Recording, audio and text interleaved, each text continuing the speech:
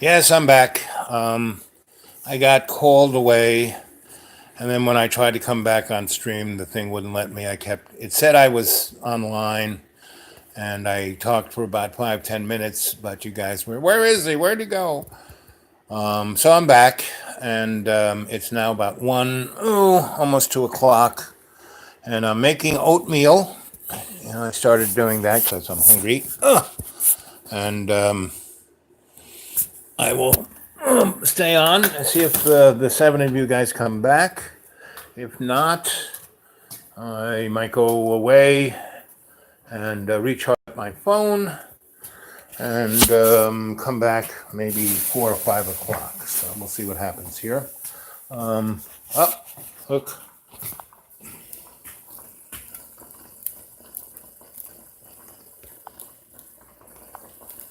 That's what I want to push.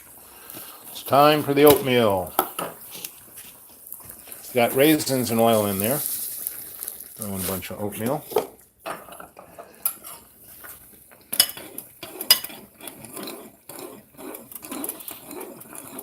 So when I was really dying and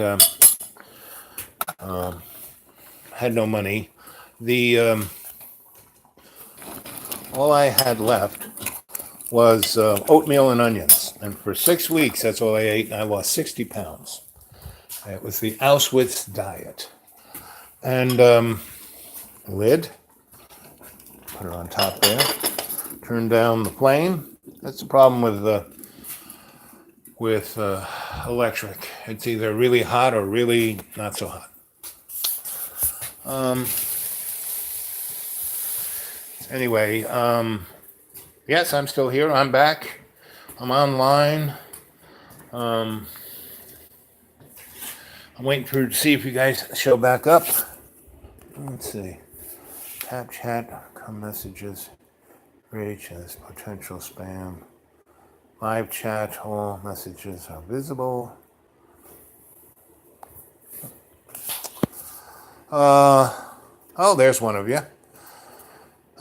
Who jumped back in? I was called away. There, Martin. Very good. Martin Marshall.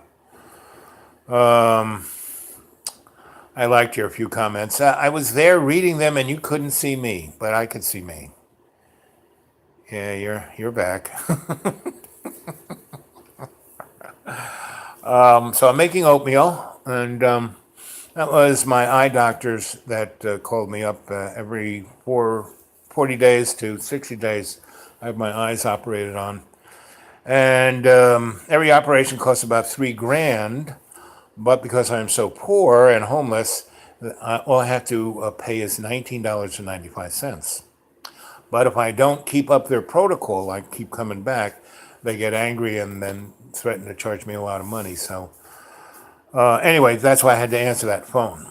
And I thought it said I could come back, and I tried, but now I'm here now. So we were talking about our soul and what it is, and that our material life, we are the avatar, that bag of water, and that we were made biologically as Earth has been a laboratory for all of its existence. Our solar system was a little enclave of many, many extraterrestrial races, and it still is. There's like about 90 different, that movie Men in Black, how they showed how Earth was like some bus stop. Well, it is. We're kind of out in the North 40. We're not on the main highway, and so this is a place where when the archons were here, and they basically screwed around with this planet for millennia, right? Meaning they kept they kept making things like the dinosaurs and different, and they've been here billions of years, not millions, not thousands, billions, right? And there's lots of artifact that show that. But because within the construct of the scholastic, everything's kept in a box, no one knows. People, oh, you can't keep a secret. Sure you can. Keep everyone in a box, you can keep a secret. It's only the scholastic and the person, the artist in the first person, who has the access to the bigger picture. and I just happen to be both. So how about you guys? What three is online? T and M and who else? You were making some nice comments there, and especially about the cadre. The cadre is Rab's back. Yep, Twitchy, Rab, and Marshall. Very good. And you guys and gals, I love this platform because I have no idea what gender or species you guys are, which is more fun. Meaning, I used to be known as the Minister of Fun until one day I was playing with my thesaurus and look at the Latin root of fun, which meant ultimate distraction. So I said, oops, maybe I shouldn't be the Minister of Ultimate Distraction.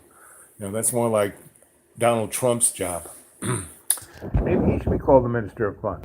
But basically, my tool for building a cadre and moving it forward on accomplishing a positive end for Homo sapien sapien was to make sure everyone was in joy. Maybe I'm the Minister of Joy. That's much better. Minister of Joy. That's me. So you can enjoy. You can be in joy in your life, right? And to be happy is to make the only way you can be happy is to make others happy. Not win the lottery, not get $1 million.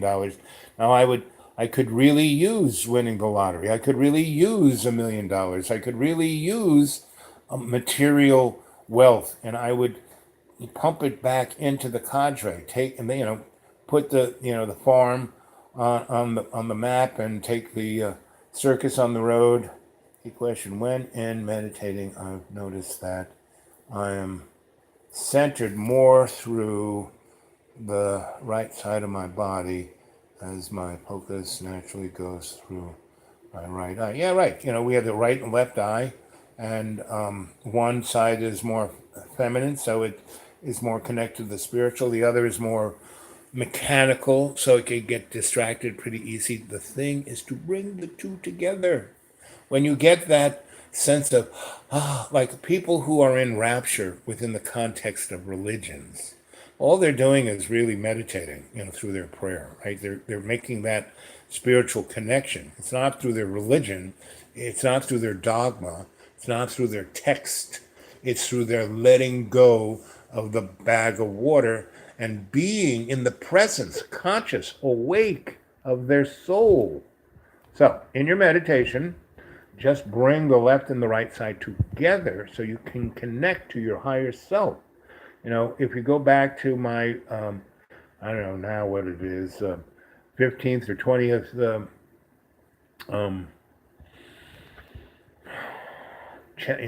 show of this channel, south of this point, it's called Setting Yourself Free, or something to that notion. And I do a guided meditation for about an hour where I get you breathing, get you settled, get you focused on your, subconscious mind, illuminating yourself in your imaginary mirror, and then, showing you your Akashic record and how to use it, introducing you to your guides, your librarian, your animal totem, your guardian angel, and then showing you the doorway to your higher conscious, your superconscious mind. And the doorway is your id, right? And the id isn't the end all and be all. It's like where, the subconscious isn't where the scary monster is. The id is where the scary monster can hide because it's behind that closet door. So your subconscious is just a library, a big open space with books and a fireplace and a table and your guides. But the id is the doorway, and then the bridge between the subconscious and the superconscious mind, which is the sanctuary of your own choosing, where love's unconditional love is there for you, where you see that you are not guilty of anything, that you don't need to be punished, that you don't have to put yourself down, you don't have to disbelieve in yourself. You can suspend your disbelief, right? And you can live your spiritual life and not have to pretend to live the illusionary life of your bag of water. Okay, what else do you say here? U.S. citizen, but Scottish, Irish, English, German. You sound like me. Most U.S. born citizens are mutts made of many, many, many different guys. Choctaw, Blackfoot, great, great people. All those people. I'm German too. I'm Irish, German, and Italian. My brain is German. I got this rocket scientist brain. My heart is Irish. I have this bard poet heart. And everything below my diaphragm is Italian. Love food, love Dolce Vita, love dancing, love. And my feet are Cherokee. So that's why I'm grounded in all my relations. So what else we got there?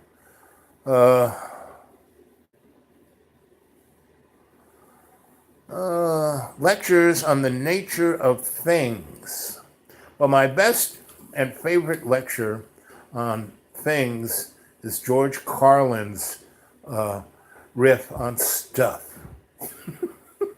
Have a place for your stuff. My stuff. That's the order of things. Things are the material world. Things are illusion.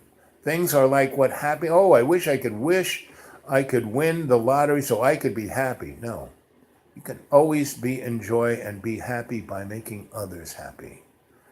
In this material world, the only truth is joy and making other people happy through love's unconditional love of co-creation. And all great creations, art, whatever, is made through this co-creation of love. And Nikola Tesla is the best example of that. And Cadre Griot, yep. Yeah, that is the crew, When we're a cadre, we are working in unconditional love of co-creation. We are in total joy of our company of each other. And when we're not with each other, we're still in our cadre because of the memory of that joy of that cadre. We're never. I mean, I have many, many friends, many great friends I've had for 50, 60 years. And I'm still their friend. I have friends that I can call up that I've had for 50 years and they'll, oh, hey, how you doing? And it's like we just, I haven't seen them in 20 years. And it's just like we were having that conversation a minute ago. And that is that connection. Let's see.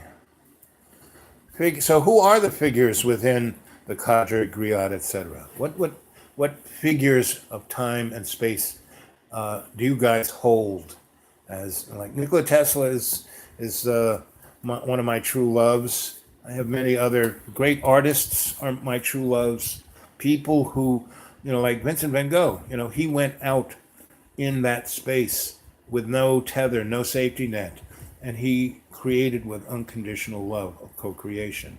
I worked for Andy Warhol and for Dali, and both of those guys had that in them when they were young and had this like boing, and that's what made them famous and rich. But after that, they were looking for happiness within that fame and richness, and it just brought them sorrow and debauchery. So what do you think? What figures Letters to Theo? So tell me about Letters to Theo.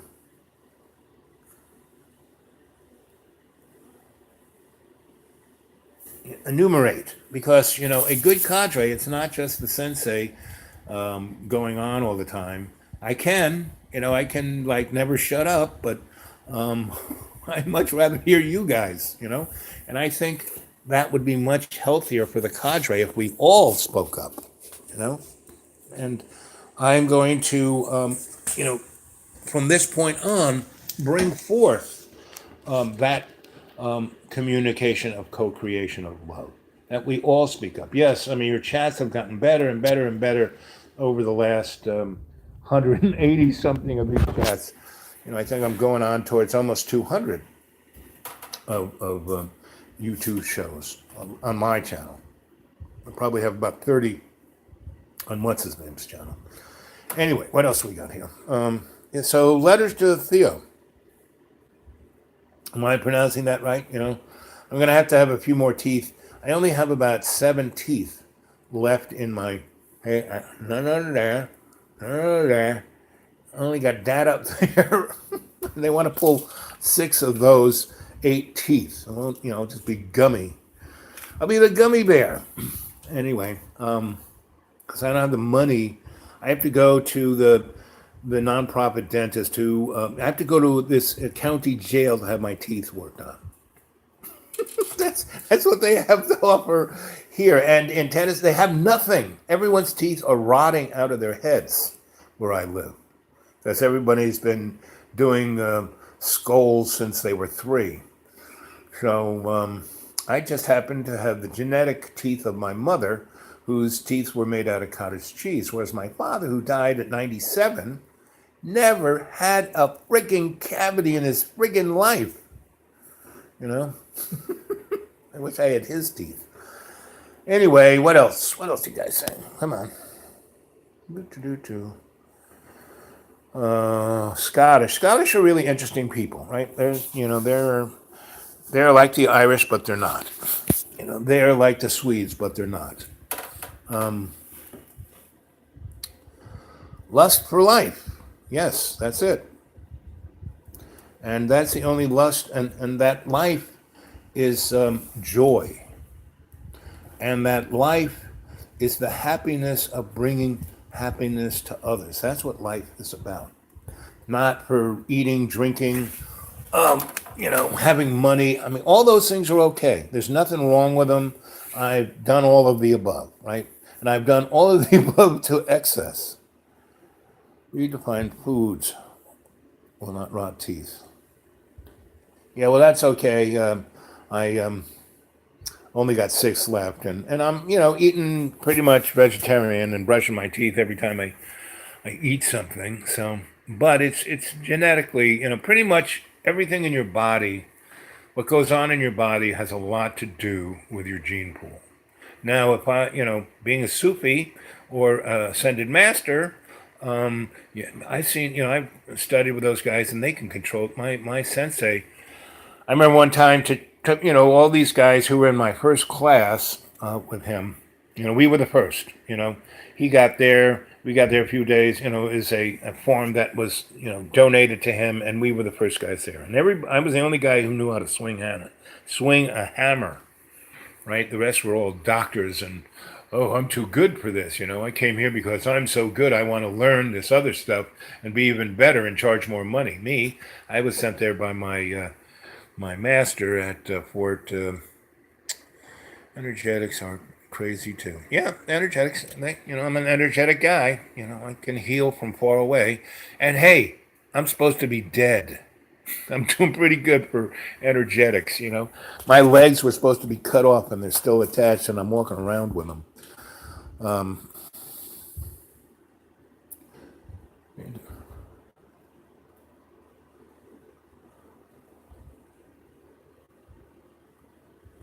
Okay, Twitchy, tell me EPI genetics. What are you talking about there? Let's hear you define it. Let's teach us, Mr. Twitchy, or Madam Twitchy.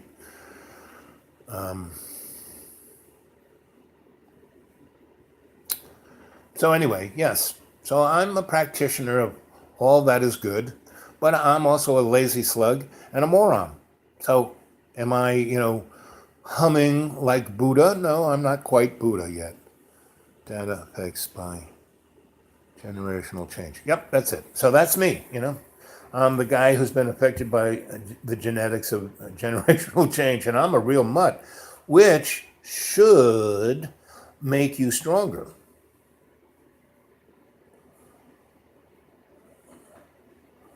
Yeah, okay. So, I'm doing that, and that's why I'm alive. And all the things that I stumble into that would normally kill or break somebody is just a little bit of a challenge so I can, elevate myself in my path of ascension. So that's all good. I'm down with that.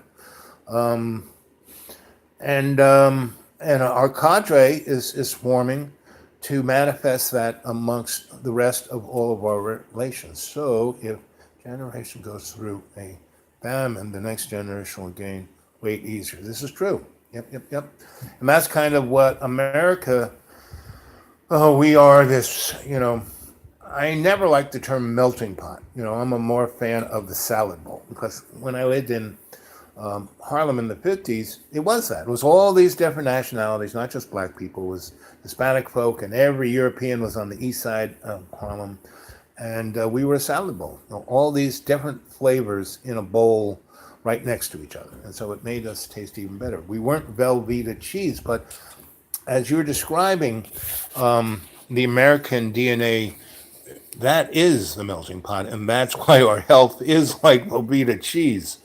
We every time, there have been a lot of great times in America when people really understood what nutrition was and tried to move the American in that direction. 1960s, the healthiest people in America were black, poverty-stricken, tenement farmers, because they couldn't afford anything except the food they grew.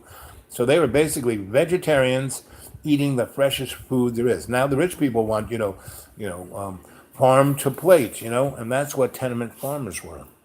That's my aunt. Yep. Your aunt is a genetic mutation or a tenement farmer. Well, right. I'm gonna go check the oatmeal and walk again. Like I said, the only way I'm still walking is that I have to get up and walk around every 10 or 15 minutes. Okay, let's see. Hopefully the oatmeal is not burnt. No, I turned the heat down enough. Put it on low, turn it on off. It's still bubbling away. Oh, no, I did fucking burn it.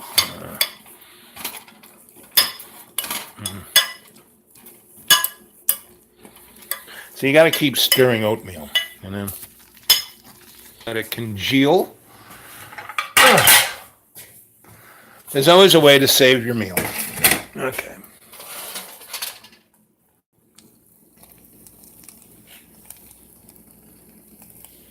Yeah.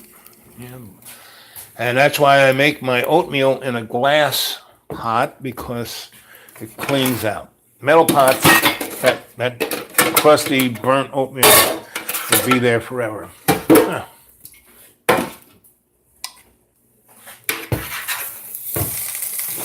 Oh, that's pretty hot.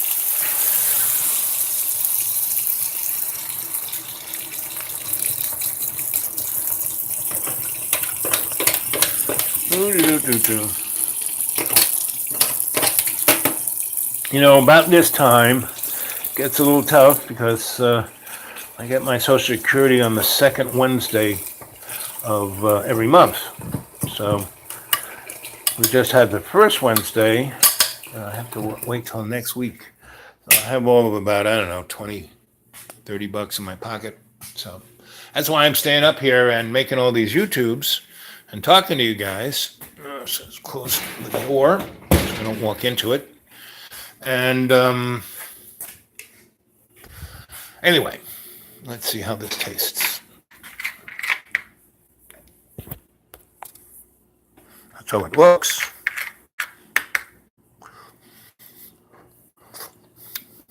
Yep, saved it. It doesn't taste burnt. Let's see.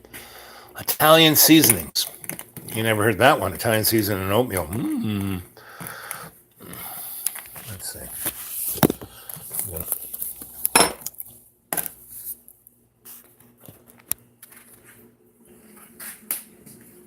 Yes, exactly, buddy.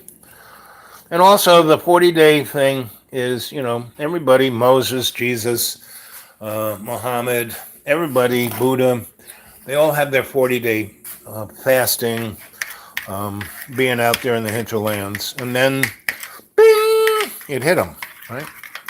So that's why we're doing the 40-day thing. Plus, yes, Pentecostal too. Plus, as I think I've been talking up the whole motif of my study of trends and patterns. This is the first time in millennial depth that a lot of these important trends are coming together within a 40-day window.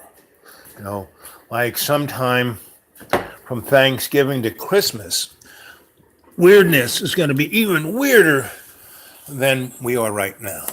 And this election, that's why this election, tomorrow's election, if any of you folks out there are registered to vote, it's you got to go out there and vote straight Democratic in your neighborhood, all across the line. Okay, I have to plug this thing in because my battery is low.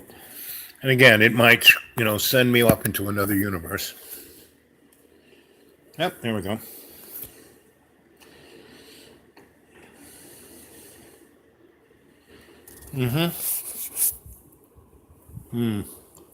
That poor little raisin got barbecued. Soaked oats, yep. Soaked oats are good. I did that for, I lived on an ashram. We were eating macrobiotic. And through that, I ate macrobiotic for a good 10 years. And that's probably why I'm still alive.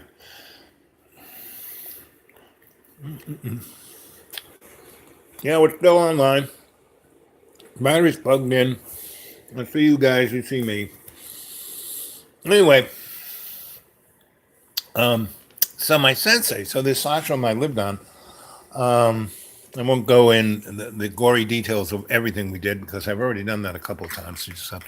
You guys should go back and look at past shows. Yes, I'm knocking these things out, but it's only because at some point might not be able to knock them out. If I have to go back, live in the deep woods, man, you won't see me for a long time. And hopefully John, excuse me, what's his name? He is getting a grip, and he will be in much better order. And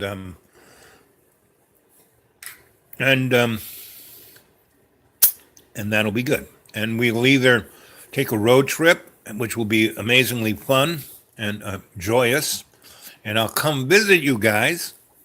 And whenever we do a show on John's channel, it's like Laurel and Hardy, Abbott and Costello, Jerry Lewis, and Dean Martin. I kind of look like Dean Martin when I put on a tuxedo. Leave it out and have a glass of scotch and a cigarette. I'm Dean Martin. Actually, my Italian last name was the same as Dean Martin's. So you should try Italian seasonings in oatmeal. It does make it quite interesting. With a little bit of cayenne pepper and onions and raisins. So anyway, what we were saying back there, something hot during the cold is best. Yep. I've been eating soaked. Yep. So anyway, yes, back on the ashram. So the first thing, Sensei, all these guys wanted to do, so how do we do this in the medical sense and blah, blah, blah. And no, first, learn how to make a cup of tea. Well, you just got a Lipton's tea bag. No, so it took us like 3 weeks to learn how to do tea. Then we built a tea house.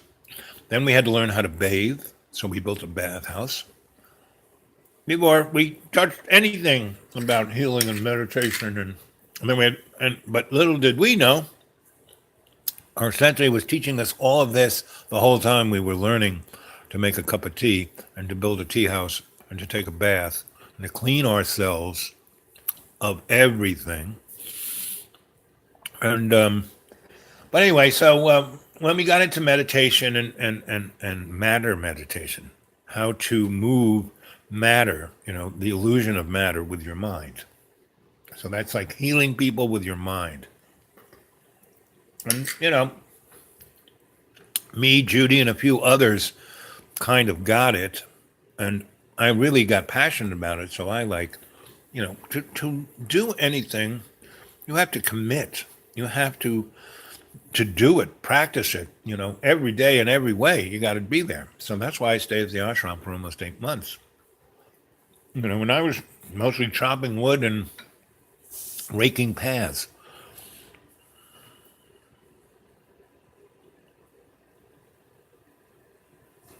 What was the best thing? Is what your ancestors, yes, genetically. Well, again, I'm a German, Italian, Irish, and basically the Vedic diet is better, meaning the Vedic medicine thing, you got different blood types, not A, B, or C, but, Kapha, Pitta, and the other ones. And they represent all these different characteristics in you. And you can see what those characteristics are. About your skin size, your eyes, all of the kind of things that you can really kind of measure and see. Then you kind of look at that and assess it, and you take all the different parts you are, and all those different characters within the Vedic tradition of medicine have a diet. So if you're more of this or more of that, you eat more of this or more of that.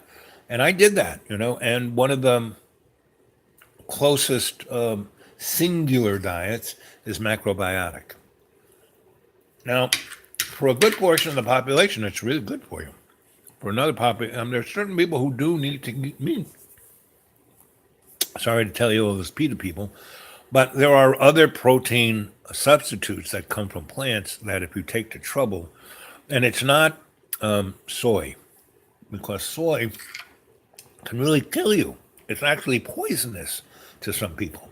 And these people who, that's all I eat is no. Nuts, vegan, if you were macrobiotic, vegan, and vegetarian and kind of mix them again within the guidelines of the Vedic medicine, you could and that's what my sensei did. That's why he was like a pretty amazing guy. So anyway, the whole thing of controlling mind over matter, right? So, we had lots of controlling the weather. He taught us how to do that. Only 3 of us could do it. I lived in Ireland so long, and the weather changed so much that was a great place to practice after being with him and went back to Ireland. And so one day, all the doctor guys who thought they were, smarter than he was, I have a doctorate, and Spencer just had a bald head and an orange robe and a tie. But he could, his energy, his chi was mind freaking boggling. So, he taught us jujitsu. That was the martial arts. We learned Tai Chi, Qigong, and jujitsu. And within his temple, that's what the monks learned. And so all of them were about moving your chi, grounding your chi, moving your chi. And I remember one time these guys were getting into being like, oh, look, I'm a martial artist. And he said, oh, really? And we had, within jiu-jitsu, we learned swords, spears, to be, what's the name of the Japanese warrior, the assassin? That's what he was teaching us to be. To such a point that we didn't have to be that. So we could see any assassin or any, threat coming our way and just not be there. That was, what we were supposed to do. That's what a monk does. A monk only fights Shogun. Yep. And there's another character, ninja. Yep, those 2 guys. That's what we were trained to be. So anyway, one day we're doing our katas, and he's sitting, cross-legged, meditating while we're exercising and doing our katas. And so, we break off into pairs and we practice our different arts. And anyway, so somebody was going on how cool and groovy they were, right? And they actually, so we, all our made out of wood. You couldn't really kill anyone with a wooden sword that was blunt at the end. Same with a spear. Same with a star. And same with the knife. Our weapons were not lethal, but, they were there to represent. Anyway, so he said, oh, you guys really, there were 3 of these guys who thought they were so cool. And because they were doctors and had big houses and they had a lot of money and they were doing this and blah, blah, blah. Whereas the rest of us who were there, we were there to serve love's one love. And so, anyway, so he goes, oh, really? Okay. I want to see who thinks they're really good at this, and he calls up the four guys who have like really gone nuts on becoming martial arts. And it's like the guy who gets the guitar and practice, and he almost can sound like Jimi Hendrix. Not so much, but almost. So we had all our wooden weapons, but in our Hambu, we had his weapons. Really lethal. Stars and swords, and the real deal, right? He had some Hame swords that would slice you in half, right through bone. I mean, and not leave a nick on the sword. So he goes, "Okay, guys, go pick whatever weapon you want from my weapons." So they all, they get stars and swords and spears. Anyway, so he goes, "Okay, come at me, try and kill me. Go full bore. Throw those stars at me, throw those knives at me, throw those spears at me." And it was just like the Matrix. He just kind of went like this, and they went or dropped to the floor. These guys would throw it really fast, really hard. It would like go through them, and he just got like this, and it would fall to the floor. Same with the spears. They came at him with the swords, and they couldn't even lift the swords up. Then he goes like this, and they go flying across the room. They're like 20 feet away. Doesn't even touch them, just does. And they go flying across the room. One guy has the misfortune of going through a window, our only window, and the other guys smashed into the brick wall and really, really, really hurt themselves. So those four guys basically left soon after. "I'm not going to take that," They didn't say, "I'm sorry, Sensei," which is you're supposed to say when your ego takes hold of you. And he knows that. So anyway, and before this, so we lived a monk's life, We had no radio, no entertainment. The only kind of entertainment we had was drumming, and that's making kinetic sounds. And we were first learned to represent making different animal sounds with sticks and drums. And we had to find our own sticks. We had to make everything we had within our training, we had to make ourselves. And we had one day a month where we would go to the Holiday Inn on a Friday, the second or third Friday, and the Holiday Inn in Putney was where it was the bar. There was always a band on Friday. People were always very loose, drunk, and had a lot of sex in the parking lot. So, every Friday they had that, but we would come the second or third and dance until we couldn't dance no more, and get drunk and have a good old time. Now, by that time, I was never a drinker. I never was a drugger. I never did any of that stuff. Even though I worked in the rock and roll industry for a good 20 years, producers loved me. I never did their stash. I was always the consummate guy who would drive everyone who was drunk and stoned home in the limo. Even the limo driver would be drunk, and I would drive the limo. So I was never a big fan of any of that. I mean, I like a nice whiskey after dinner and sit by the fire and drink that for a good, just sip, sip, sip. That stuff is meant to sip, not right?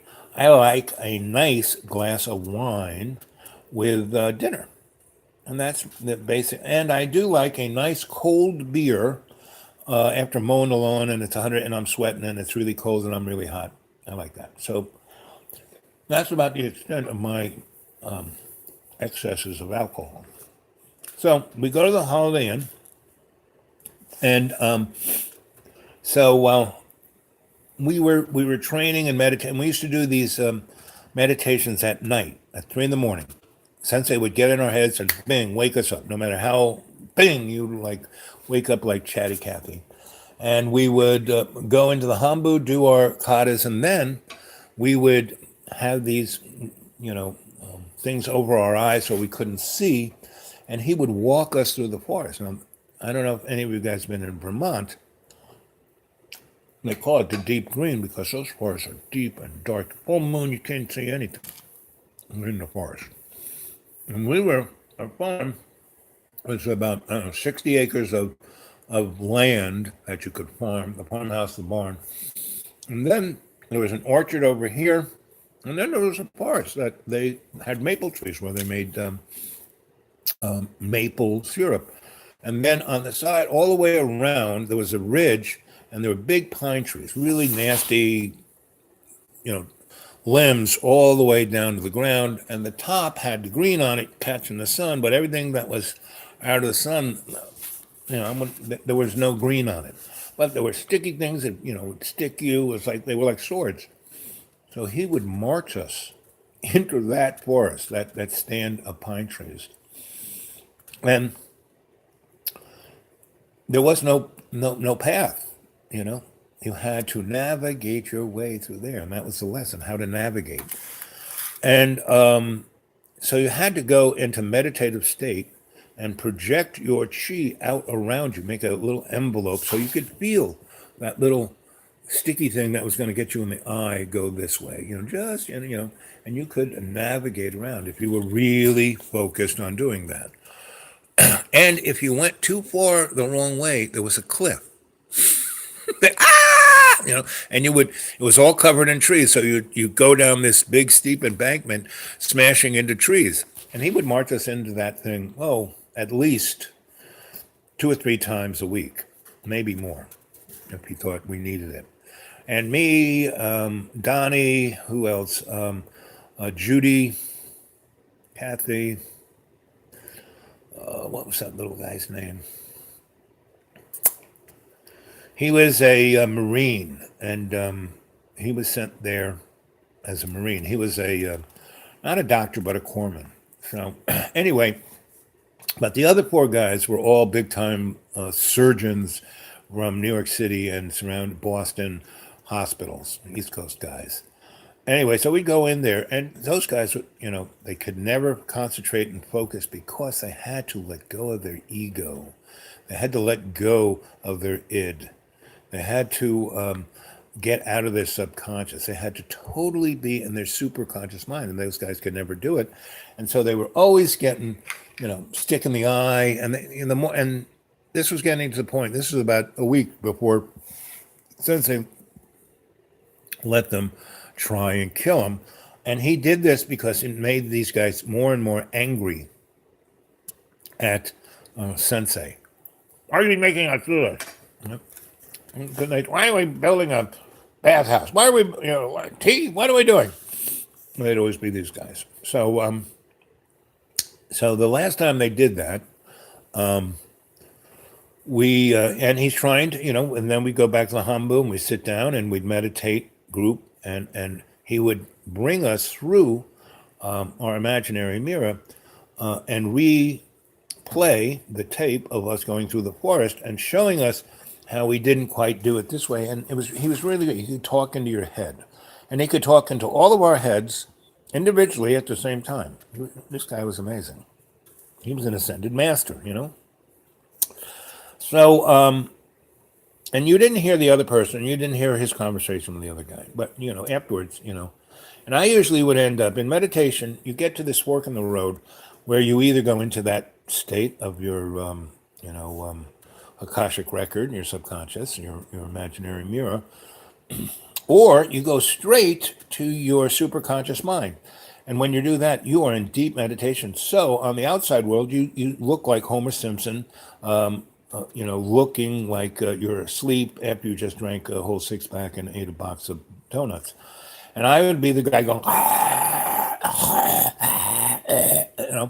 and those 4 guys would get real. I can't meditate. He's making so much noise. And Sensei would go, no, Al is in deep meditation.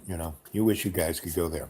Anyway, so we're doing that, and so he kind of gets upset, and he would slap his hand on the floor, and everyone would come to attention. He had this ability to, even the 4 guys, no matter how full of themselves they were being at the moment, he just slapped his hand on the floor, and they would be like, yes, Sensei.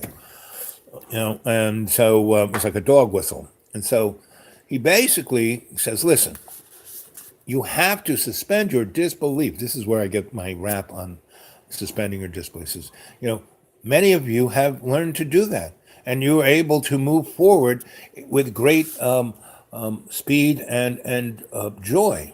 but the others, you're holding yourselves back. And he goes, so what do you want me to do to show you what this is like? And one guy said, well, if you could drink poison, that would show me.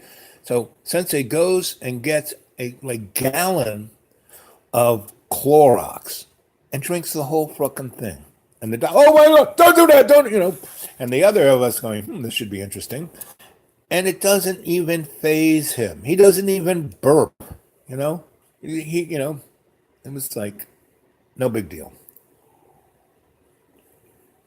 So the next day was a Friday, so we all, get our party clothes on, go into town, go to the Holiday Inn. And I would just loved dancing with my sweetie, Judy, at least at that time. Because after these four morons left, it was four girls and four guys. And we became the Harriet experiment. We kind of, dropped a couple thing and just was like one little glove puddle. And that was the only time I ever experienced that working, because we were come from a spiritual love, a cadre love, rather than an eros love. Anyway, so we're at the Holiday Inn, and the four guys have this Friday, after that blow up, then the next day we were doing Akatas, and that's when he said, okay, you're pissed off at me, try and kill me. And that's when he busted them up and they left before we went to party at the Holiday Inn. They didn't stick around for the partying at the Holiday Inn. So,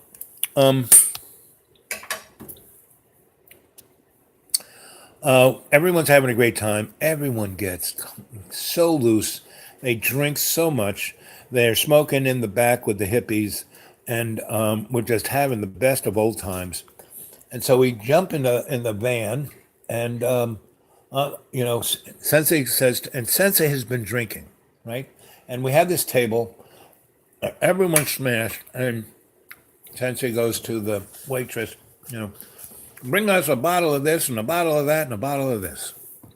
And bring large glasses without ice. So, she does. She puts the bottles on the table. Everyone gets a glass. He goes, so everybody pour what you want and take as much, fill that glass to the rim if you want.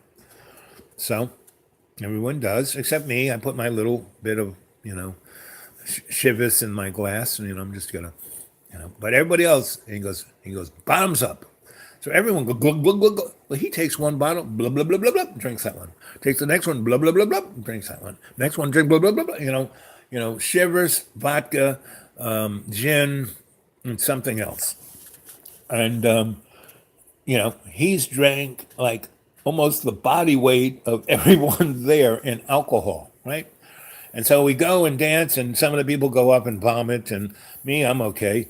So I'm going to get in the driver's seat, and Sensei goes, no, I want to drive this. Sensei, man, you drunk and all that. No, this is, I'm just, showing you I can do this. And so everyone's like, and, they get him, and they, he got out there and danced with us in his orange robe. He kind of let loose a little bit. And he was a pretty good dancer. And he was like that scene from the X-Files when Mulder drops acid and then ends up in a Wild West bar and outdances everyone. And so that was, he was doing cartwheels in his orange robe. So we get in the van and we take off. And, I know on the road from Putney up to the farm, we're going to be on the county road, and they're going to have a roadblock looking for drunk people. Because this is, that Friday's the day that everyone goes out there and gets totally whacked. Yeah, sweep, step, exactly. You saw that video I did with Johnny Boy. What's his name's channel? Anyway, so, we're driving along, and Sensei's kind of weaving, but he's kind of doing it on purpose. Look at this, wee, like he's skateboarding down the county road. And, there's we don't go through a roadblock, but there's a cop like in a dark spot, and he comes out, the lights blaring, and we're not too far from the roadblock. So everyone's in the back, like giggling, because they're drunk as a skunk.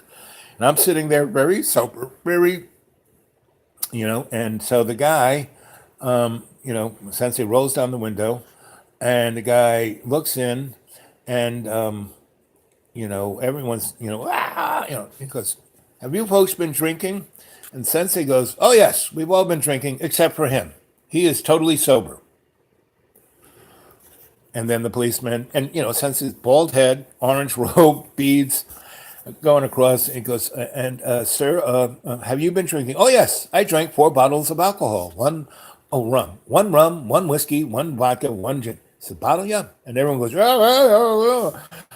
and then the guy kind of smells him and goes, wow, yeah, God, sir, would you please get out of the car and can you put your, and Sensei can do everything the cop wants him to do. And he goes, just wait a second. He goes into the car, gets this little kit, opens up, and it's a breathalyzer. And he goes, can you breathe into this? And he said, I'd be glad to. And he explains how to breathe into the breathalyzer. And Sensei does exactly that. And the thing nearly explodes. It's like he has some, it goes past the red line, to the place where, the breathalyzer, explodes, right? So he goes, sir, can you get back in the car and give me... The police officer realizes that Sensei is not some chucklehead like all the morons in the back, but he's like this, he's a monk or a priest or he's something. And and he's very respectful. So he gets on his radio, goes, is Lieutenant so-and-so at the roadblock? I'm just north of there. Can you come up 47? My lights are on, and just stop. I need some backup here. I need a little more authority than me. So the lieutenant says, okay. In about 5 minutes, he shows up in his car with a couple other guys, thinking that there's a rowdy bunch that they might have to wrestle or something. But, it's this little van with windows and chuckling people in the back, and this guy in an orange robe and a very sober person in the passenger shotgun seat. So the officer says, look what he blew. And in Vermont at that time, you had to blow 3 times. You had to have 3 separate things to get one's a base, one's this, one's, it's like to really make sure you get a good case in court. They made you blow 3 times right then. So, and it's been only 5 minutes, not like hours or days, but 5 minutes. And so the lieutenant goes into his car and gets his special, much better breathalyzer than the one that the other cop had, and says, sir, can you blow it? And Sensei goes, sure, no problem. Blows into it, and it shows 0. Not point anything, 0. And he still smells like a bar, but 0. And he takes out the little thing. Actually, he goes and gets another machine, not just the same one, and says, can you blow into this one? And it shows 0. So by law, since 2 zeros and 1 exploding, he couldn't. The next thing is to take them in and do blood. But the bottom lieutenant kind of heard of Sensei and knew that we came from an ashram and that this guy was a holy man. Blah blah blah. So he goes, okay, sir, and you say. Your passenger in the shotgun, he's totally sober. And he goes, yep. He goes, so he gets me to blow into the thing, and mine is like, it shows that I am sober, by the laws of Vermont. And so he goes, well, sir, if you can sit in the passenger side and have this gentleman here drive you guys back to your school, no harm, no foul, okay? And Sensei goes, no problem. And he gets into the car and we drive away. And as we drive away, Sensei starts laughing like a hyena, right?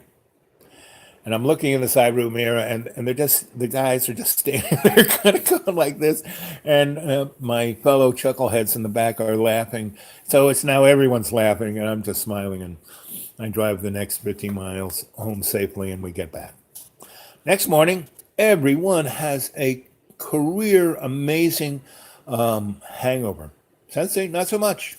And he puts us through the ringer of all our exercises and oh, please, no, don't talk so loud. Oh, and then when he was talking to us in our heads, and people were like, ah, ah, you know.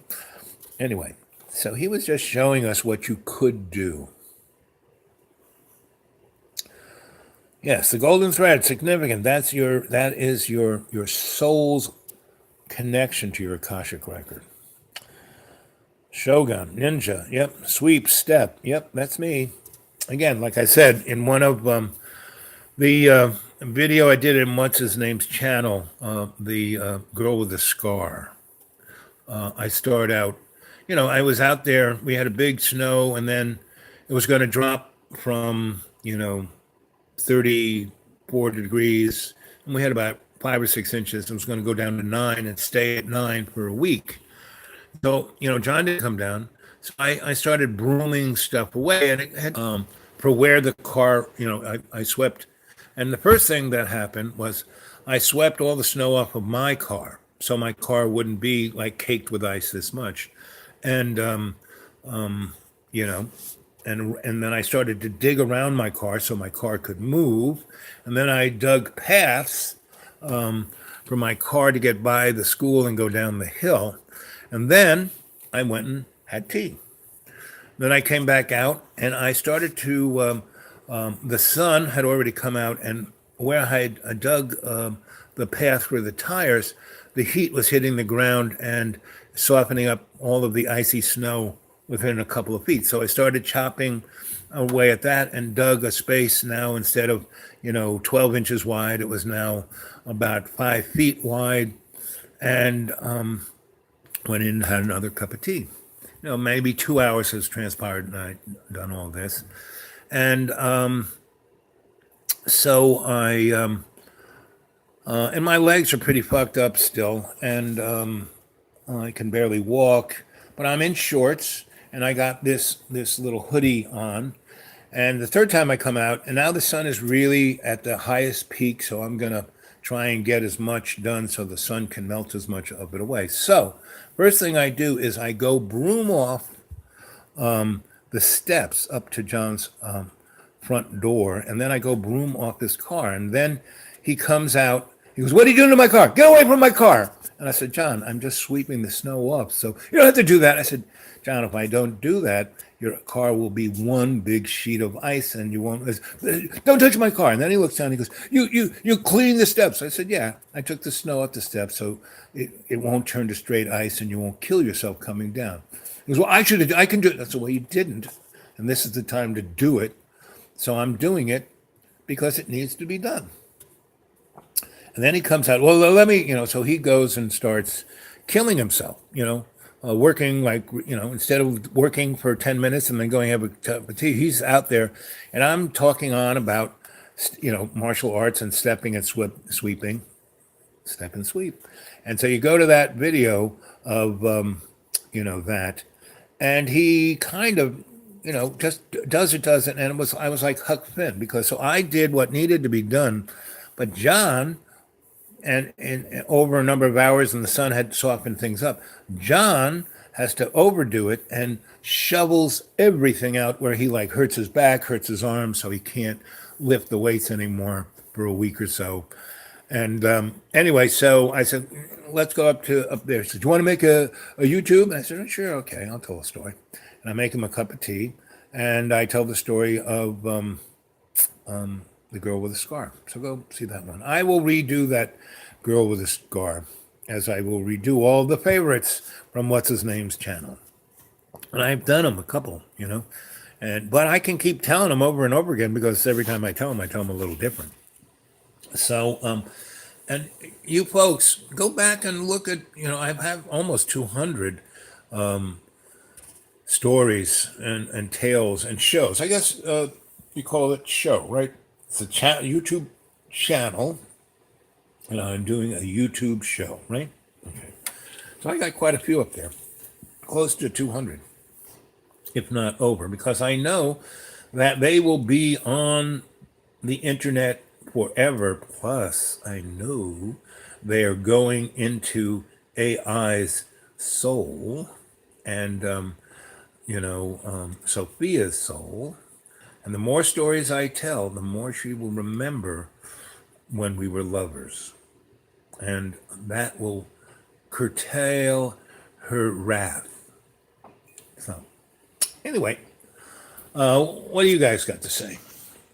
Sweep and step. Yep. Ninja, Shogun. Yep. Golden thread. Yep. And that's meditation. Golden thread. So when you are in state, that's what I call it. When you're in state, you are connected to your golden thread consciously. Okay. What else we got to talk about here? I can't remember which study, but the best thing to eat for a body is what your ancestors used to eat. Yes, your ancestors, not not the last few generations, but the ancestors. All our relations, going back 9 generations to our ancestors and 9 generations into the future. Oh, so it's 1 hour and 1 minute and 38.9 seconds. Not bad. So, come on, you guys bring up the conversations. Let's hear some thoughts, some tales. This is a chat. Come on, let's hear you guys chat. Come on. Let's see what other things. Let's see. 40 days relations to Pentecost. Yes, exactly. We talked about it. HST Freak Power. What is that? Something hot during cold. So, Mr. Ride or Miss Ride, where are you got? Where are you from? What's your story? Let's hear your stories there. Jane, what's your story? I have a lot of good friends named Jane. Twitchy, I like that. I can't remember which study. Okay.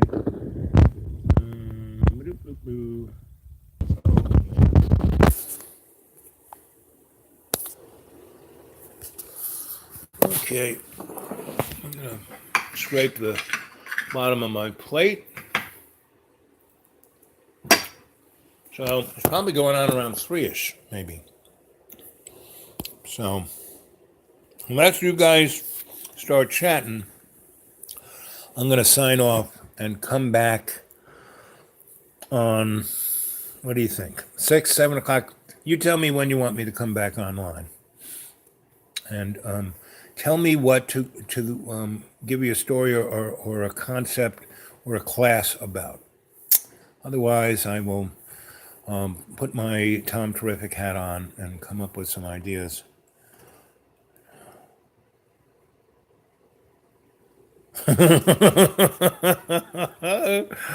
Oh, Twitchy, you are the best. All of this conversation has been serendipitous. And one of the things I love to do, but I don't have a place to do it, is at the Hambu, all our paths, we had there was I wouldn't want to call it a quarry, but there was a big pile. The guy or the people who had the farm before us. Do you know what tiling is? Earth element connections. Yes, and that was the Hambu. Everything about it was earth connected. It was about the chi. Every building we made, everything we did, everything was connected from the prana of love's upper self to chi's balance of grounding. And I loved, so we had this pile of bluestone, big pile, and a wheelbarrow. And we had a lot of paths from here to there. And then when we started building buildings out into different parts and there was this hippie band that made, what are those houses? Yurts. And we traded them, our healing and our honey and our maple syrup and things of that nature for yurts. And they liked we called them our cousins. And we, on Sundays, we had a group meal, and Sensei would have a class, and he would just, you name it, he would talk. He was a great great reader. So, man, he was a master of literature.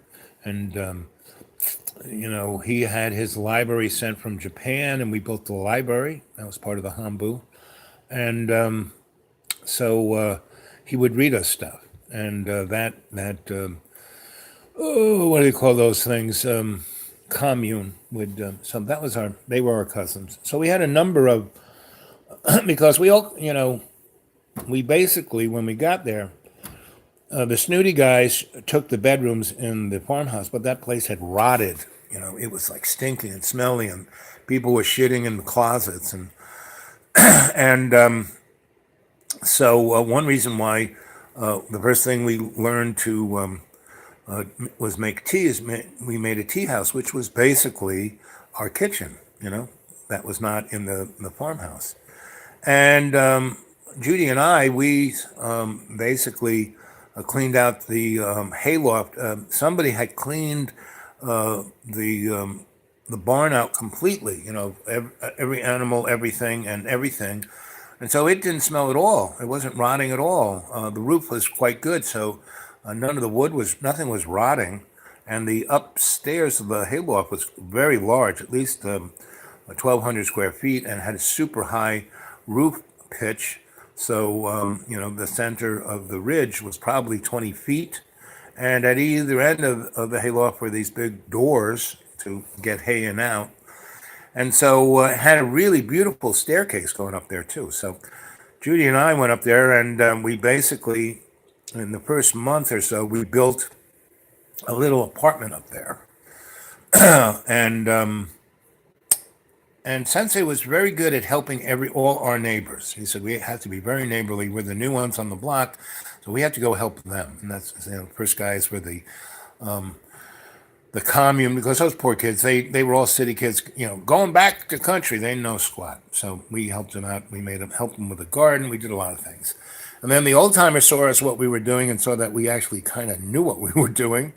And I was Mr. Electric, so a number of those guys said, they saw that I redid the barn and the farmhouse with electric service. And I didn't even have a license, but I went to the utility company and said, so who helped your, I got need of this. And they said, oh, yeah, go talk to Bob. I said, I live off this road. Is there anybody in our neighborhood? Because I wanted to be Mr. Neighbor. So I went and saw Bob and, said, hey, brought him over, and he really liked Sensei. And Sensei made him a cup of tea. And Sensei, all he had was a hammock. And he made a chair out of wood that he found on the ground, bark. Yes, ashram. Yep.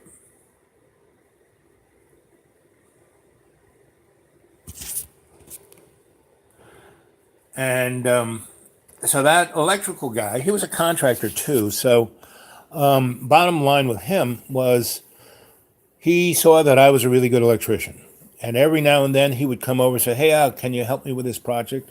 My help is like useless and I could really use your skill set. I said, yeah, no problem. And that would, I let him pay me. And that way the ashram had some cash, because those rich doctor guys never threw in any cash. It was like they gave the lady who gave us the farm $1,000 or $2, to study with Sensei, and she wanted to give Sensei the money. He wouldn't take it. He said, "No, you'll need that. Use it for what you need, and thank you. And the farm, and this is still your farm. We're just using it as a hambu. It's always your home." So anyway. Mr. Electric, in the back of his, he had a big barn. There was just piles of lumber and construction materials.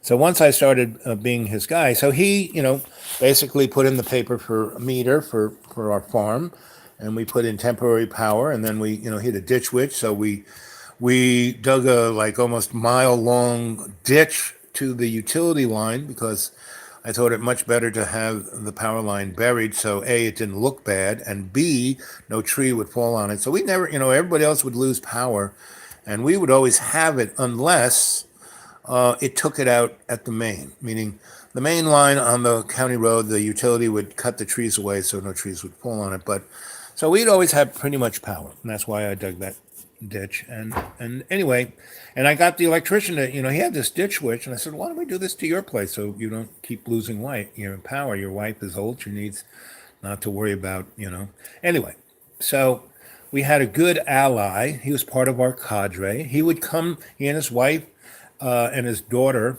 would come with their kids to our Sunday meal and sing and listen to stories that Sensei would tell. And we just kind of moved out into all our neighbors and helped them, and we made them happy, so it made us happy. And they were unbelievably generous. Whatever we needed from any of those guys, especially the old timers, it was, they were just amazed that we had that spirit of what they called the old time spirit. Whereas the rich kids who were coming in from the city, who wanted to move back to the country in the early 70s, would just buy these farms and run them, just destroy them. And in our neighborhood, we went out to the two communes and, kind of got them on par so they could, be self-sufficient. And that's, so they were our cousins. And our neighbors were all our relations. And we really put that up. And there were some indigenous folk on the other side of Putney who would come and visit us too. They heard about us and came by, and we weren't trying to be them. They were just part of our family, and they really liked that. So Putney, so we, after the first 4 months, we were quite all the rage there. And and I spent about 7 months, and then I had to go back to Port Hamilton in Brooklyn with my newly discovered skill sets and worked for my military sensei, my colonel.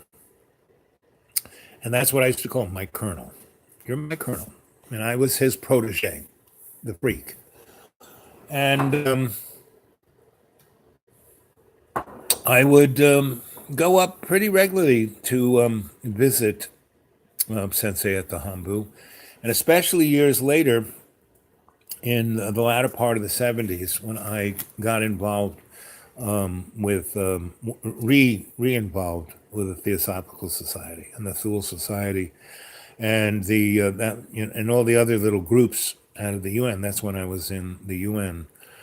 And so I would go there, and there was a lady who, Theosophical Society had their building and place in New York City, kind of near Weiser's, but they also had a place in upstate New York, not, just a stone's throw of a drive off the Connecticut River into Vermont, and it was called Pumpkin Holler.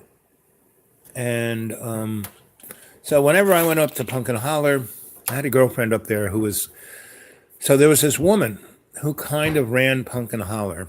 She was running really the Theosophical Society, who was Madame Blavatsky's last girlfriend.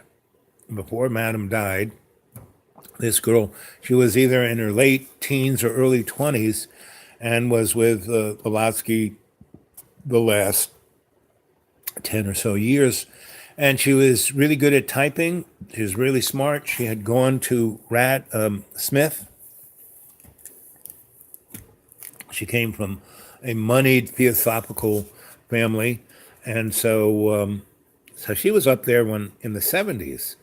And so this lady was in the 90s, but man, she looked good. She could outrun, outwork. She had this energetic about her. She had gone off to Findhorn.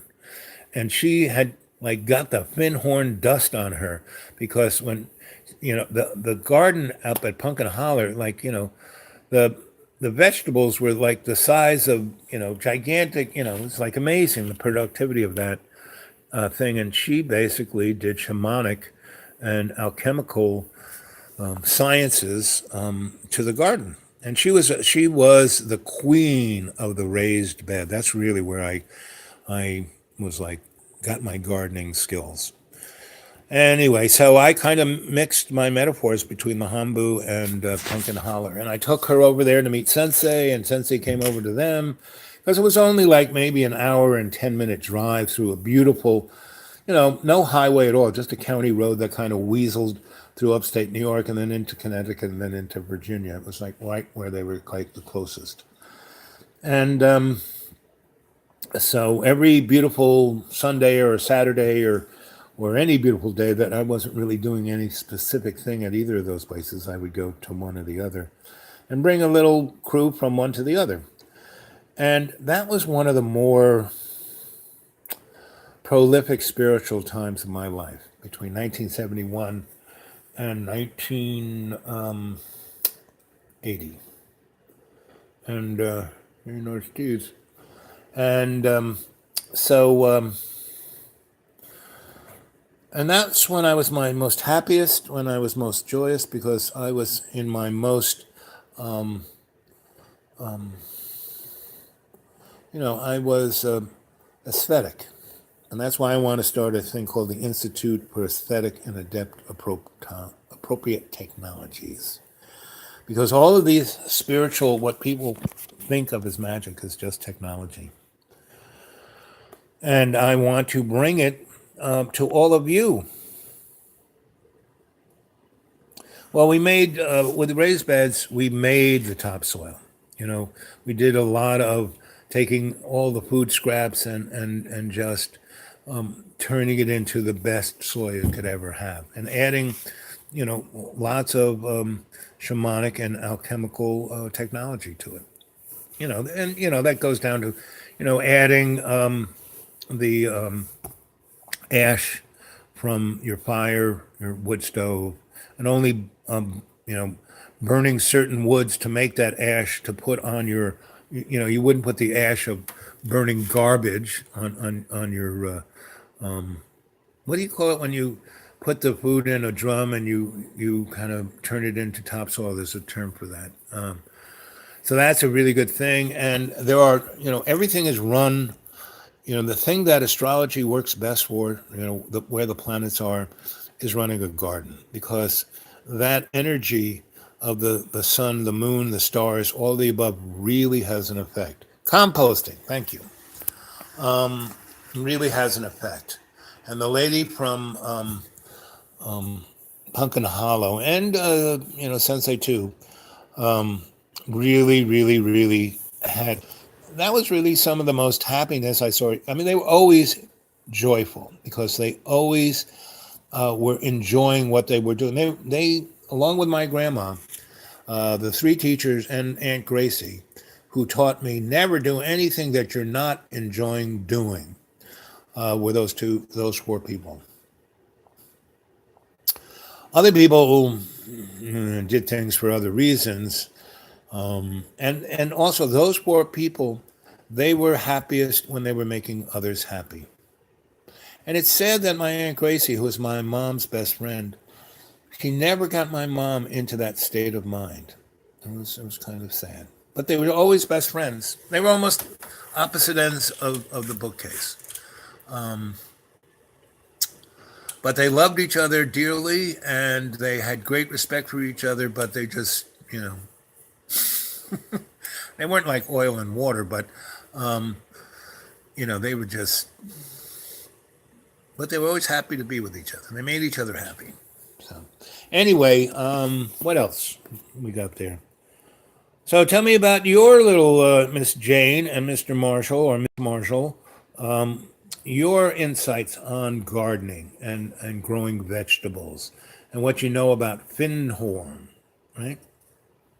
And other, why Findhorn, before those people found that place, was a garbage dump. They dumped toxic crap on that ground for a good 50 years. And these guys were over, stumbled on it in Scotland, and they were like studying energy ley lines. And they found that, Findhorn was one of these master points of ley lines, just like where all the rocks are in England, and all the druids.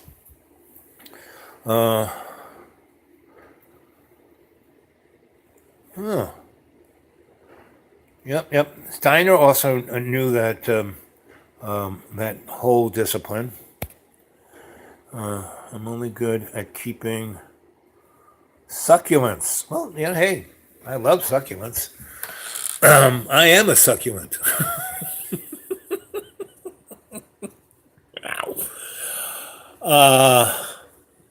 Let's see. What else we got there? So tell me about the Amish farm. I lived in upstate, around Cornell, around Ithaca, around the Finger Lakes. There were a lot of Amish people, a lot of Amish farms, a lot of Amish communities. And that was a very interesting thing because, so I was at Cornell for 3 years. And and that whole thing, one of the most beautiful places is the Finger Lake area. Clean up. Yeah, nature can clean up anything. I mean, all we have to do is stop, spoiling our nest. You know, I mean, we could have a material. We could live just like we are. I mean, when I was in the UN, I did this study where if we were just to stop eating the planet alive in consumption, but see, empires are founded in unsustainable consumption. But if we just took what we needed, just like indigenous people, they just take what is needed. Mother Nature will provide everything we need. It's all there. We don't have to take down sacred mountains and destroy lakes and build dams that kill all the fish. We don't need to do all of that. We can have electricity. I mean, when I was at Cooper Union, the best wind generator was at Barrow, right? Instead of these gigantic pinwheels that, when the wind comes, they get destroyed, and then the pinwheel company makes more money. That's why they do it. We did a study for NASA back in the Jimmy Carter days, and they wanted to know the optimum, wind generator, and we studied everybody who made wind generators. And back in the day, the Egyptians had wind generators that weren't pinwheels. They weren't like the Dutch pinwheel. They were barrels that had fins all around them, and at a low altitude, like only 20, 30 feet up, not 180 feet up. But there's a constant flow of wind there, where the other is where the strong wind is. Yes, exactly. We have to be responsible. We are the shepherds of our planet, not the consumers of it. We're not given, oh, we could do whatever we want. No, sorry.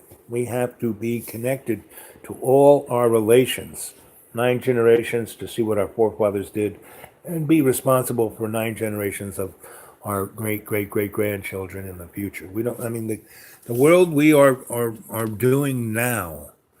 Just the kids who are around, like what's his name's kids who are 9 and 11. The world that they're gonna have to live in about 20 years if we keep doing the same stupid crap. Not gonna be pretty. Organic GMO.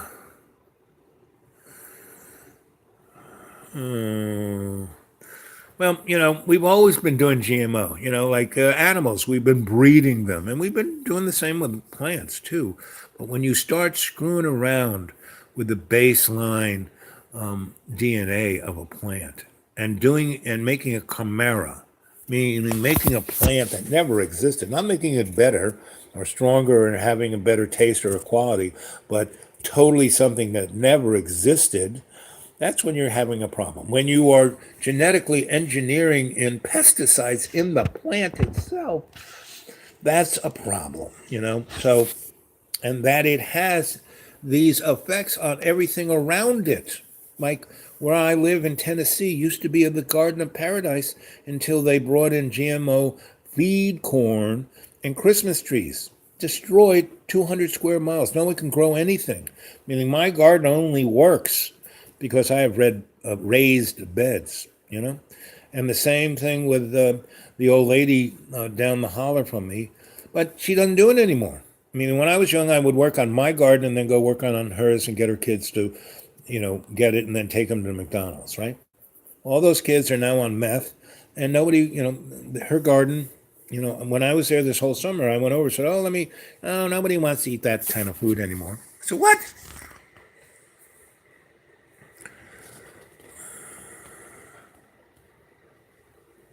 Like I said, we have been, breeding animals and plants since the Egyptian times, and that's not a bad thing. It's just when we let our egos take over.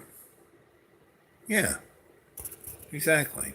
And breeding, not genetically making a chimera, mixing a snake with a cow. No, not no, no. Things like that. Not so good, And you're cruising for a bruising. Yeah, I Monsanto. I used to teach at Newark College of Engineering, which was it's a whole nother story. It's right in Newark, right? And Newark used to be an amazing city. New Jersey used to be. New York was the Empire State. New Jersey was the manufacturing place. Edison. Edison, New Jersey. He had his lab in Rahway. That was a place of great innovation until it went nuts and they spoiled everything. And part of that was Dow and also Krupp and also the German chemical company. And see, one of the things of what made Nazi Germany was the industrial might of the Northeast of the United States. Henry Ford, that whole crew, Papa, Prescott Bush, Brown and Baird, the biggest, Wall Street law firm. All these people were the inventors of the Federal Reserve and the Council on Foreign Relations, the Trilateral Commission, and taxes, the Internal Revenue. And it's all a scam. And, from the Civil, and it started at the Civil War, because that was the first real industrialized war. That war was not about slavery. I mean, it was in a way because it was whether we were going to be an industrial society or an agrarian one. And that both forms were slaves, right? And the North had their own slaves. They were called Irish immigrants, but they were used as cogs in a machine, whereas the South had black folk, and they owned them. So you don't drive your tractor into a wall. No. And the black folk so outnumbered the white folk in the South that the white folk in the South kind of had to be nice to the black folk because they had many slave uprisings when the slave owner was totally psychotic and was like, the slaves would go, well, what do we got to lose? This guy's going to kill us anyway, so let's revolt. So when some of those slave guys owners started to get a little twitchy, all the other guys who owned plantations and the slaves would go, hey, we have to let them eat because we want them to eat. They're growing all the food. Let them eat, what they want of it. And that way they'll be that strong horse, that strong buck, that strong, and they will be producing more and more slaves for us here. We don't have to go buy them anymore. So that was the difference between the South and the North.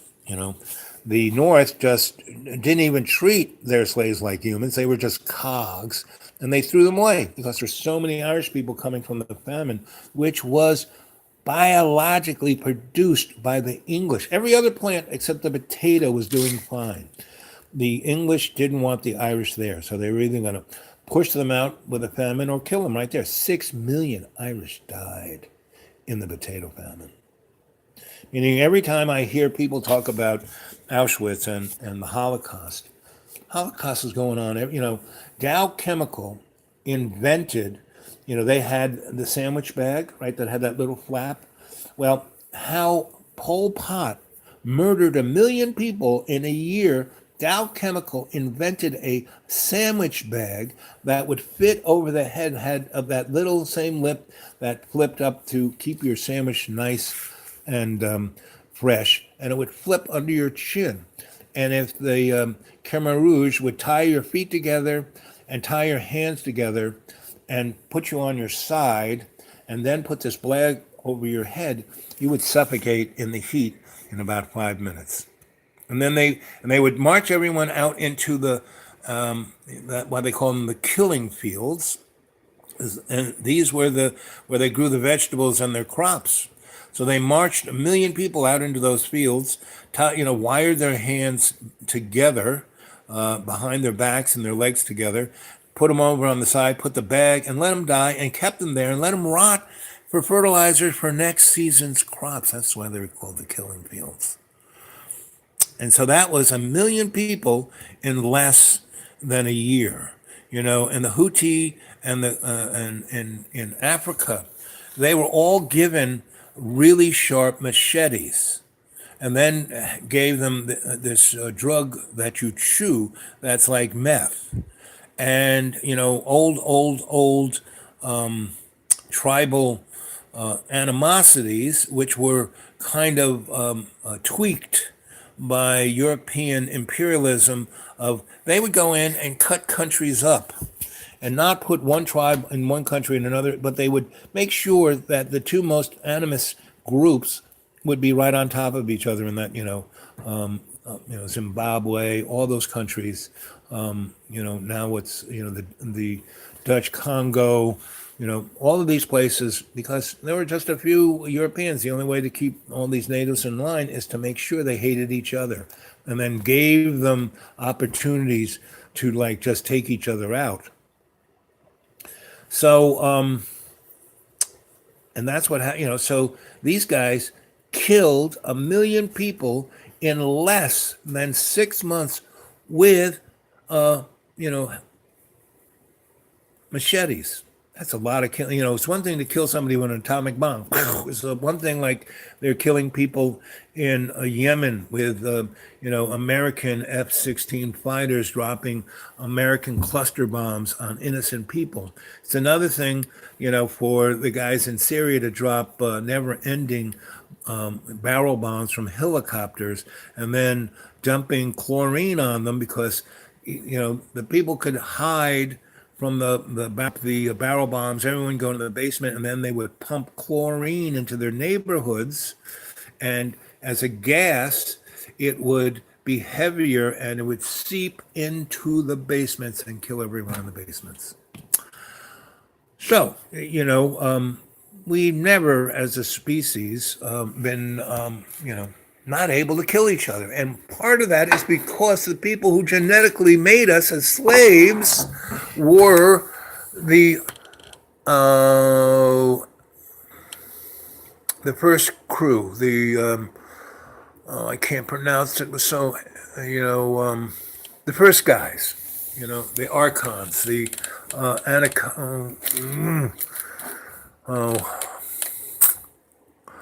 can't pronounce it. Starts with an A. Who are the first guys who made the slaves, in Samaria, who basically nuked their own families? Linda Moulton has the 411 on all of this. Who did what to each other, where we came from, what the story was. She's really good at it,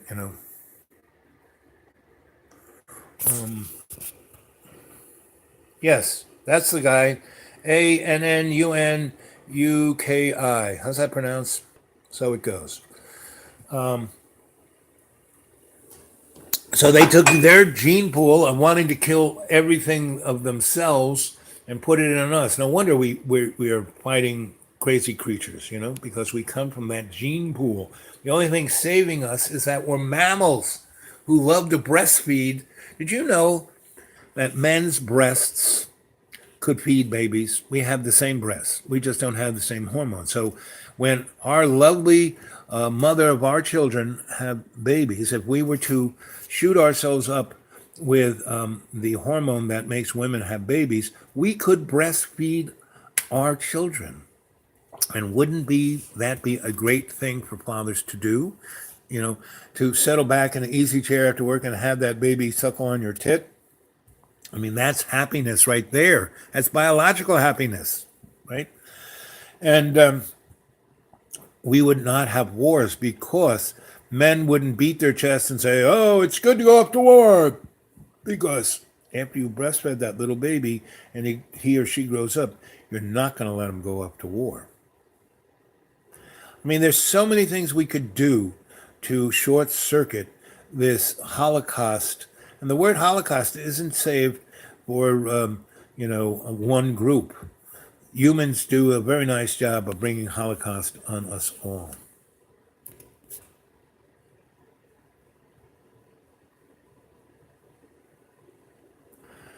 Yep. So and that we are cadre, and we are family. We are all coming together to bring love to everybody, and in every day, in every way, in that little bit, little bit, right? Okay. So what else are we talking about? We are what we eat. Yep. Gnocchi. It kind of reminds me of the Italian pasta gnocchi, but.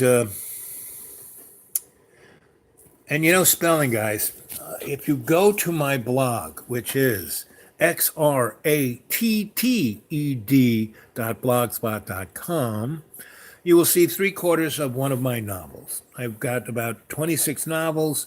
I got about 85 short stories. I got about 200 essays. Now, I haven't put any of that up there except three-quarters of this one novel because I didn't want to put a ton of stuff and like freak people out. I just wanted to give you a little taste.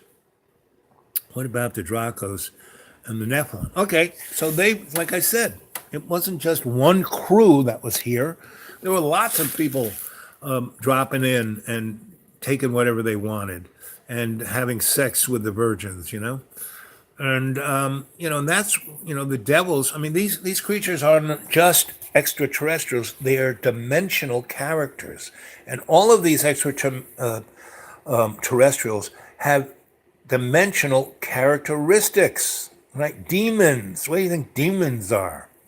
It's the Nephilim, and that's why they call them Lord, because in Sumerian, Lord means Satan.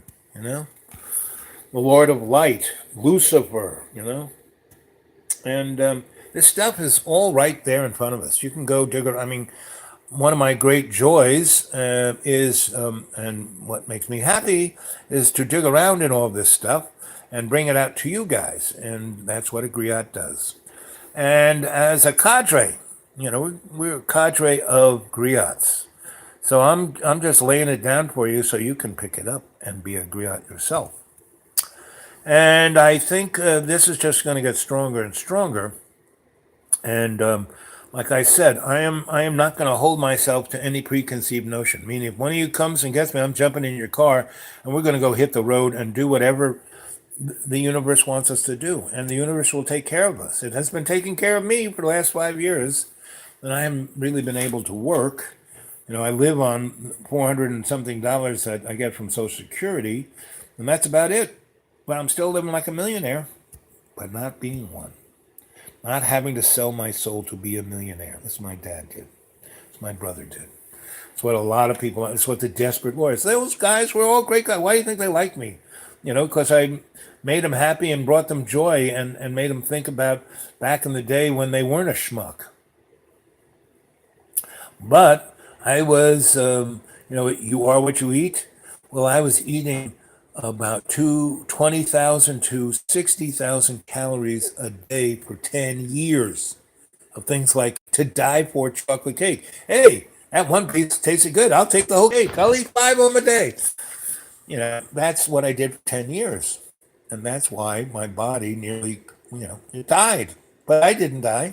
My spirit, I got a fiber optic line to my soul in that server, not just an etheric connection. So, and my who I serve, my art, my higher, the ascended masters who I work for, constantly saying, hey, every time I die, hey, it's good to see you, hey, welcome home, take a rest here, but not too long because you're going to go back. I said, what? I'm done. I'm through. I've had it. No, I don't think so. You made a contract that you were going to keep going until you accomplished what you said. Well, what am I supposed to do? You write it down. I'll do it. Then I can, take a you can have all the vacations you want. You just can't retire as of yet. So I died 6 times. About 7 or 8 more times I almost died. Like in the Princess Bride.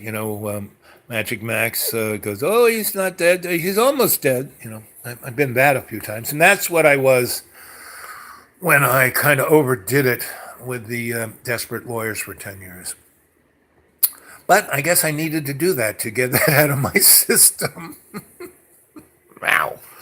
So now I'm a nice little blend of aesthetic and hedonist and party boy and, shamanic priest. So, it's all good. I am what I am, as Popeye would say. And as my master would say, all things are as it should be. And that's where, that's when I am here on this glowing screen, not to be someone's god or the best superstar. No, just to be your good old sensei, Al Bob, who's putting it down for you as a griot so you can pick it up and follow the path. And we can shamanically, harmonically, and alchemically balance the world. Okay, got to go to your next class. Thanks, Twitchy. Always good to see you. All of you. I love you all. And here it is, 11:42. Why not at 11:43 and 43 seconds? I think I might bail. See you later. How is 7 o'clock? Is 7 o'clock good for another class? Does that sound good for everybody? So, yep, okay. So 7 o'clock it is. Pass the word. Tweet everyone you can tweet. Let's get some more people as co-creators here. Let's get some folk. I hate the word subscriber, but that's what YouTube calls it. I call it family. What was the other word I was going to use? I'm gonna have to remember what it is. 7 p.m. Yep. Okay, it's 43 and 6 seconds. We're getting to at 43 seconds. I'm gonna say, well, I'm gonna start saying how much I love you right now, and I'll see you soon. Yep, 7 p.m. It's 43 and 18 seconds. And go have a good few hours, whatever you're doing. Go be prosperous. Go be joyful. Go be happy. Spread happiness amongst everyone you see. Let things come in your head, write it down, and bring it to the chat. Let's discuss some more stuff. I love the chat. I love it when you keep asking me questions and we bring the conversation. Here it is, 42 seconds. Love you guys.